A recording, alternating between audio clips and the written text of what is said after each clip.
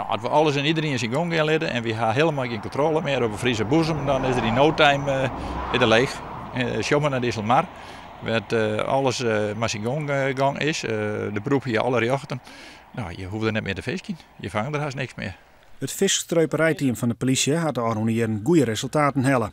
Ze waren verliezen in september nog een snitser aanhouden, die maar liefst 300 meter aan netten illegaal uitzet hier in de Snitsermar. Dochs is begin dit jaar toch bezuinigings de kar maken om het team op te heffen. Sportvisserij Friesland had nou een eigen plan maken. Boetengewone opsporingsambtenaren, zo nemen de boa's, maar de streuperij voorkomen. Wij hebben nu een vijftal boa's, daar kunnen we incidenteel over beschikken. Want die op afroep kunnen we die sturen.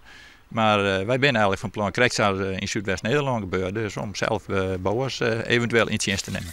Hoe wil je hem dat onderpakken? Nou, we kennen boa's eventueel in combinatie met de milieuverenigingen, Staatsbosbeheer, Friesgeheer en neem maar op. Maar we kennen zelf boa's onderstellen. Het is net de bedoeling dat de nieuwe boa's de grote streupers aanpakken. Dat is voor het generaal te gevaarlijk. De fiskers zelf zijn in elk geval tevreden met het initiatief van Sportvisserij Friesland.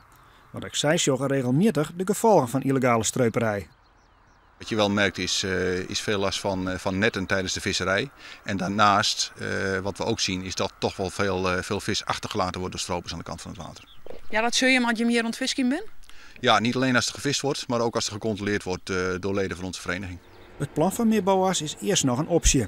De organisaties importeren met staatssecretaris Bleker en de politie voor een definitieve oplossing van het probleem.